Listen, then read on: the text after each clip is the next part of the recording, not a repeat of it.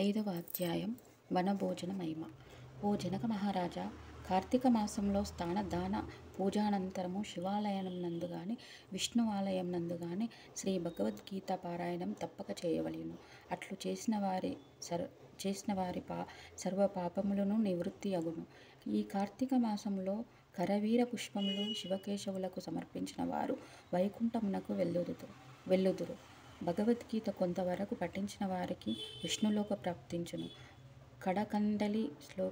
కడకందలి శ్లోకంలో ఒక్క పాదమైనను కంఠస్థమునర్చిన ఎడల విష్ణు సాన్నిధ్యం పొందుదురు. కార్తీక మాసంలో పెద్ద ఉసిరికాయతో నిండి ఉన్న ఉసిరి చెట్టు కింద సాలగ్రామమును యథోచితముగా పూజించి విష్ణుమూర్తిని ధ్యానించి ఉసిరి చెట్టు నీడను భుజించవలెను.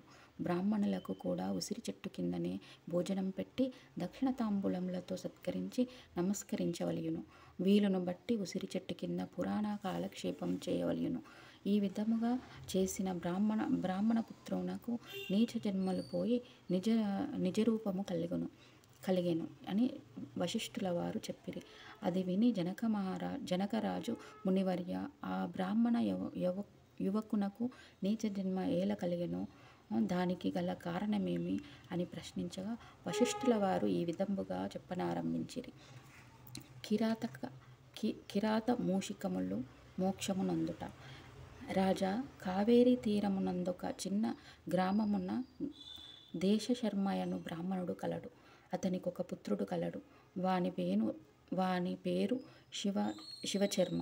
శివశర్మ చిన్నతనము నుండే భయభక్తులు లేక అతి గారాభంగా పెరుగుట వలన నీచ సాహసములు చేసి దురాచారపరుడై మెలుగుచుండెను. అతని దురాచారములను చూసి ఒకనాడతని తండ్రి కుమారుని పిలిచి, బిడ్డా, నీ దురాచారముల కంతు లేకుండా ఉన్నది. నీ గురించి ప్రజలు పలు విధముగా చెప్పుకొనుచున్నారు. నన్ను నిలదీసి అడుగుచున్నారు. నీ వల్ల కలుగు నిందలకు సిగ్గుపడుతూ నలుగురిలో తిరగలేకపోతున్నాను. కాన నీవు కార్తీక మాసమున నదిలో స్నానం చేసి కేశవులను స్మరించి సాయంకాల సమయంన దేవాలయంలో దీపారాధన చేసిన ఎడల నీవు చేసిన పాపములు తొలగుటయే కాక నీకు మోక్షప్రాప్తి కూడా కలుగును. కావున నీవు ఇటుల చేయుమని బోధించెను. అంతటా కుమారుడు, తండ్రి, స్నానము చేయుట వంటి మురికి పోవుటకు మాత్రమే కాని వేరు కాదు. స్నానము చేసి పూజలు చేసినంత మాత్రాన భగవంతుడు కనిపించునా?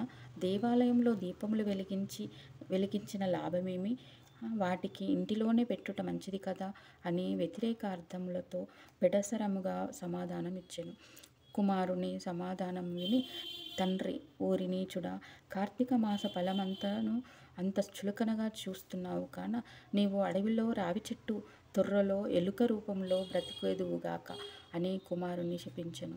ఆ శాపంతో కుమారుడు శివశర్మకు జ్ఞానోదయమై భయపడి తండ్రి పాదములపై పడి, తండ్రి, క్షమింపుము.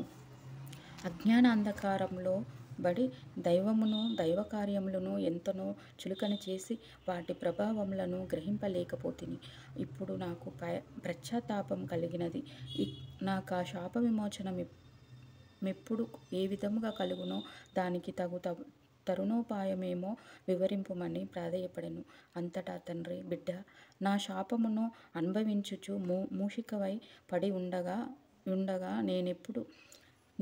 నీవెప్పుడు కార్తీక మహాత్మ్యమును వినగలవో అప్పుడు నీకు పూర్వ దేహస్థితి కలిగి ముక్తి నొందెదవు అని కుమారుని ఊరడించెను. వెంటనే శివశర్మ ఎలుక రూపమును పొంది అడవికి పోయి ఒక చెట్టు తొర్రలో నివసించుచు ఫలములను తినుచు జీవించుచుండెను.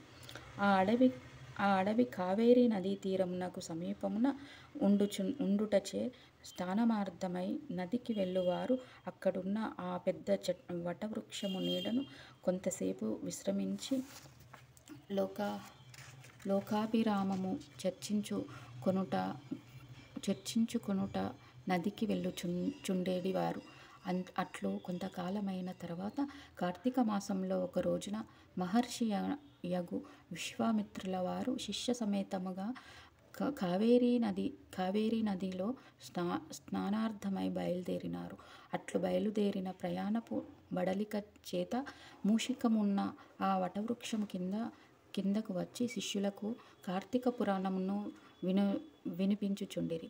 ఈలోగా చెట్టు తొర్రలో నివసిస్తున్న మూషికము వీరందరి దగ్గర ఉన్న పూజా ద్రవ్యములతో ఏదైనా తినే వస్తువు దొరుకుతుందేమోనని బయటకు వచ్చి చెట్టు మొదట నక్కి ఉండెను. అంతలో ఒక కిరాతకుడు వీరి జాడ తెలుసుకొని, వీరు బాటసారులై ఉందురు, వీరి వద్ద ఉన్న ధనం అపహరించవచ్చు అనేడు దుర్బుద్ధితో వారి కడక వచ్చి చూడగా వారందరూ మునీశ్వరులే. వారిని చూడగానే అతని మనసు మారిపోయింది.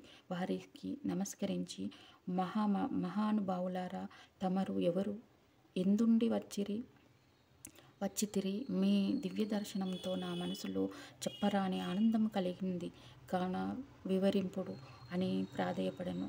అంతా ఆ విశ్వామిత్రుల వారు, ఓయి కిరాతక, మేము కావేరీ నది స్నానార్థమై ఈ ప్రాంతమునకు వచ్చితిమి. స్నానమాచరించి కార్తీక పురాణమును పఠించుచున్నాము. నీవు ఇచ్చట కూర్చుండి సావధానుడవై ఆలకింపుము అని చెప్పిరి. అటులా కిరాతకుడు కార్తీక మహాత్మ్యమును శ్రద్ధగా ఆలకించుచుండగా తన వెనుకటి జన్మ వృత్తాంతమంతయు జ్ఞాపకమునకు వచ్చి పురాణ శ్రవణానంతరము వారికి ప్రణమిల్లి తన పల్లెకు పోయి అటులనే ఆహారమునకై చెట్టు మొదట దాగియున్న పురాణమంతయు వినిచుండిన ఎలుక కూడా తన వెనుకటి బ్రాహ్మణ రూపము నొంది, మునివర్య, ధన్యోస్మి, తమ దయ వల్ల నేను కూడా ఈ మూషిక రూపము నుండి విముక్తుడనైతిని అని తన వృత్తాంతమంతయు చెప్పి వెడలిపోయాను. కనుక ఓ జనక, ఇహములో సిరి సంపదలు, పరలోకంలో మోక్షము కోరువారు తప్పక ఈ కార్తీక పురాణమును చదివి ఇతరులకు వినిపించవలెను. పంచమాధ్యాయము 5వ రోజు పారాయణం.